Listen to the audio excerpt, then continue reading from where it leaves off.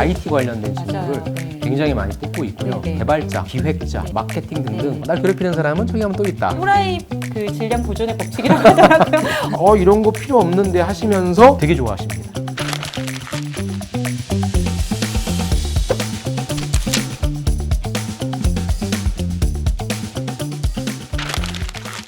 안녕하세요. 잡코리아 마케팅 커뮤니케이션 팀의 변지성 팀장입니다. 네, 안녕하십니까. 저는 여러분들과 함께 이력서 드림 같이 할 안정영, 안쌤입니다. 만나서 반갑습니다. 최근에 왜 이제 뭐 스마트폰 없는 사람 없잖아요. 그렇죠. 웬만하면 다 뭐 스마트폰 쇼핑이나 심지어 이제 구인구직도 다 스마트폰으로 네. 해결하고 있는데 취업 시장이 이런 쪽 관련 직무는 또 수요가 많이 늘어날 것 같거든요. 그렇죠, 맞습니다. IT 관련된 직무를 맞아요. 네. 굉장히 많이 뽑고 있고요. 네, 네. 개발자, 기획자, 네. 마케팅 등등 네. 이쪽에 대한 채용 직군 수요는 굉장히 좀 많이 늘어날 것 같고요. 이쪽에 생각이 있으신 분들은 좀 관련해서의 경험과 경력을 좀 쌓으셔서 선제적으로 준비하신다면 나중에 큰 기회를 잡으실 수 있을 것 같습니다. 마침 또 오늘 사연을 주신 분도 웹 기획자로 네. 일하고 계신 분이거든요. 네. 닉네임이 6학년 웹토리. 햄토리 좋아하시는 분인가 봐요. 안녕하세요. 웹 서비스 기획자로 6년째 일하고 있는 32살 여자 사람입니다. 직무가 적성에 맞아서 지금보다 경력, 실력을 더 쌓고 싶은데 앞으로 3년 이내에 이직을 한 번 정도 더 할 계획도 가지고 있습니다. 지금 제 상황에서 타이밍은 언제가 좋을까요? 이왕이면 대기업으로 가고 싶은데 그러려면 어떤 부분들을 더 보완해야 할까요? 또 어떤 방향으로 포트폴리오를 만들면 좋을지도 궁금합니다.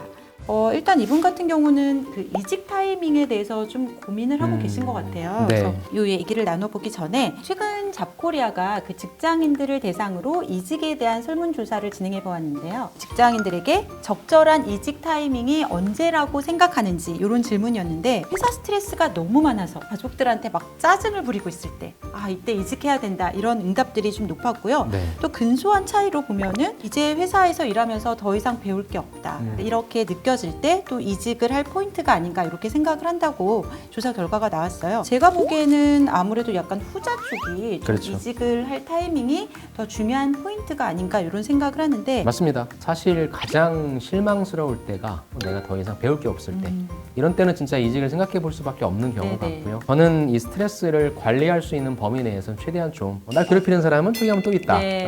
그래서 이게 또라이 그 질량 보존의 법칙이라고 하더라고요. 어떤 조직에서건 네. 그런 사람들은 항상 존재한다고 하더라고요. 네네. 맞습니다. 그래서 그런 감정적으로 접근하시는 건 조금 지양했으면 좋겠고 그게 정 안 되겠다 네. 싶으시면은 저쪽에 가면 그런 사람이 없을 거다라는 생각보다는 일이 더 좋아서 간다라고 하는 그런 식으로 좀 개념을 잡고 네네. 가시는 게 좋을 것 같고요. 그런 측면에서 오늘 주신 분은 타이밍이 언제가 좋을까요? 조금 더 발전해야 되겠다는 생각. 근데 그 생각이 만약에 안 드신다면 이미 조금은 나태해지고 있는 나를 발견할 때는 네네. 이제 옮겨야 되겠구나. 어차피 이쪽은 계속 신기술이 나오거든요. 그쵸. 그래서 그러한 것들을 배우셔야 될 시점이기 때문에 그걸 저는 타이밍 포인트로 좀 잡으시면 좋을 것 같습니다.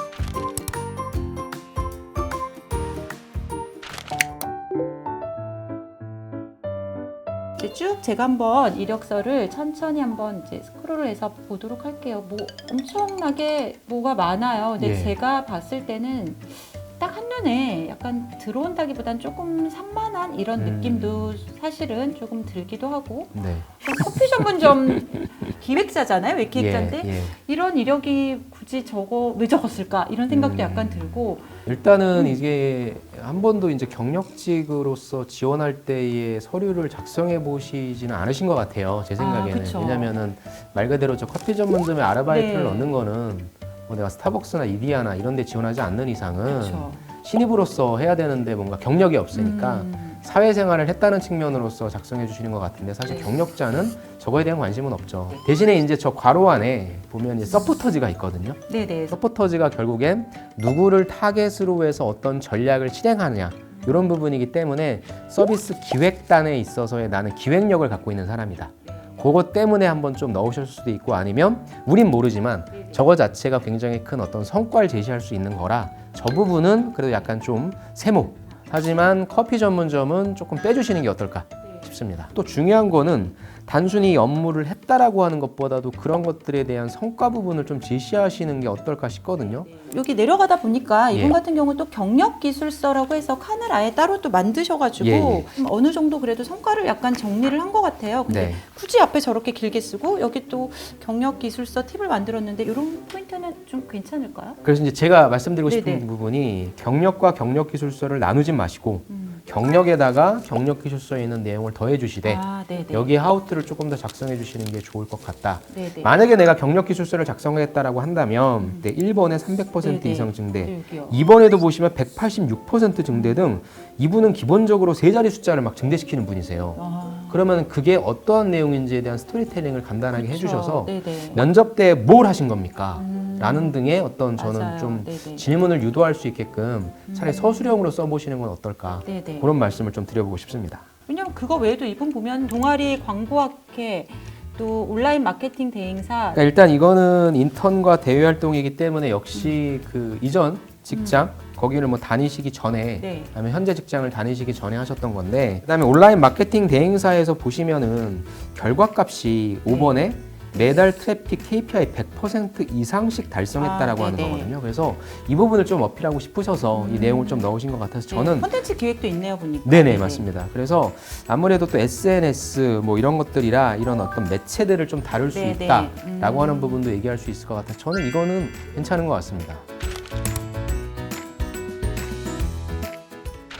이분이 또 아까 사연에 보면 네. 그 포트폴리오에 대한 고민을 좀 하셨어요. 그래서 그 직무별로 뭐 좀 다르긴 할 것 같은데 네. 이 웹기획 직무 같은 경우에는 포트폴리오가 좀 중요한가요? 중요도가 그렇죠. 어느 정도 되나요? 예전에 포트폴리오 하면 우리가 디자인 계열 네, 맞아요. 그렇죠. 디자인 계열만 포트폴리오를 생각하는데 IT 계열도 포트폴리오가 중요합니다. 사실상 여기는 저렇게 글로 쓰여져 있는 것보다 네네네. 포트폴리오로 시각화된 자료로서 보여주는 게 좋기 때문에 포트폴리오에 들어가야 될 요소는 첫 번째가 배경입니다. 내가 이 일을 왜 하게 됐는지에 대한 네네. 배경과 두 번째가 그래서 어떻게 했는데라는 하우투가 나와야 되겠죠. 그 다음에 결과값. 그래서 저 같은 경우에 이 부분을 좀 제가 컨설팅을 한다면 네. 이분이 지금 세 가지 경력 네. 기술서를 작성하셨으니까 크게 내가 이 일을 잘할 수 있는 빅3라고 하는 타이틀을 만드시고 그다음에 첫 번째로서 저 교육업계 경력 기술서. 그래서 배경, 하우투, 성과, 역량. 네. 2번도 배경, 하우투, 성과, 성과, 역량. 역량. 네. 3번도 배경, 하우투, 성과, 역량. 네. 그 다음에 포트폴리오는 마지막에 정리해줘야 돼요. 그럼 1번과 2번과 3번에서 역량이 도출되겠죠. 네네. 그 세 가지 역량을 다시 한번 정리해 줌으로써 이런 역량을 바탕으로 나는 네. 내가 지원한 이 회사에서 어떤 일을 하고 싶다라고 하는 결과값을 제시해 주신다면 네. 평가자가 역량이 무엇이 있고 어떤 일을 하고 싶구나가 좀 명확하기 때문에 그러한 식의 구성을 좀 해주시고 네. 포트폴리오는 검색을 해보시면 구글링이나 이런 거 해보시면 많아요. 샘플 같은 거 좀 그렇죠. 참조하면 좋겠군요. 선생님께서 이제 포트폴리오 작성 그 노하우에 대해서 말씀을 해주셨는데 저희 고등학교 때나 중학교 때 그 역사축 외우잖아요. 아, 그쵸. 배경, 하우투, 성과, 역량. 네네. 네, 요 순서대로 잘 외워서 포트폴리오를 작성하면 도움이 많이 될 것 같습니다. 네, 맞습니다. 그리고 요건 좀 다른 팁인데 저는 경력직 분들한테 이 포트폴리오를 꼭 만들라고 하는 편이거든요. 네. 제가 경력직 분들 컨설팅할 때 포트폴리오 만들어 갖고 가라면 막 웃으세요. 아우 선생님 제가 뭐 신입입니까? 그러시고 그쵸. 뭐 디자인입니까 하는데 네네. 실제 포트폴리오를 만들어서 정리를 하신 분들은 자기소개서 때도 그걸 첨부하시고 네. 그다음에 특히나 면접 때에 이거를 빳빳한 종이로 칼라 인쇄해서 가져가나요? 예. 아, 면접관분들한테 나눠드리는 거죠. 그럼 면접관분들이 이런 거 필요 없는데 하시면서 되게 좋아하십니다. 보는구나. 그쵸? 예. 아. 왜냐하면 이 일을 하기 위해서 시간을 썼다라는 게 보이잖아요.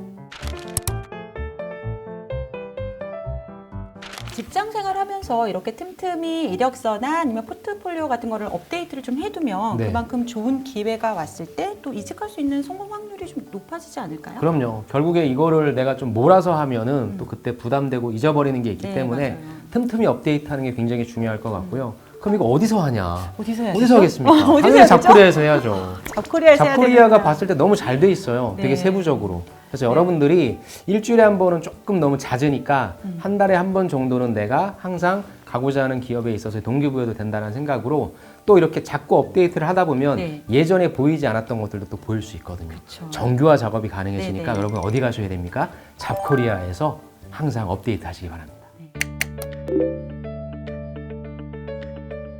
지금까지 웹 서비스 기획 파트 사연자분의 저희가 이력서를 살펴봤는데요.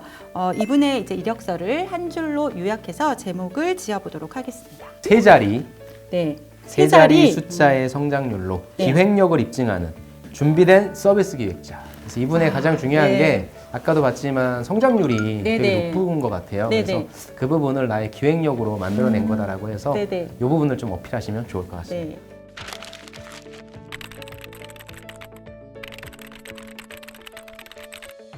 그러면 마지막으로 이력서 저장 누르도록 하겠습니다. 네.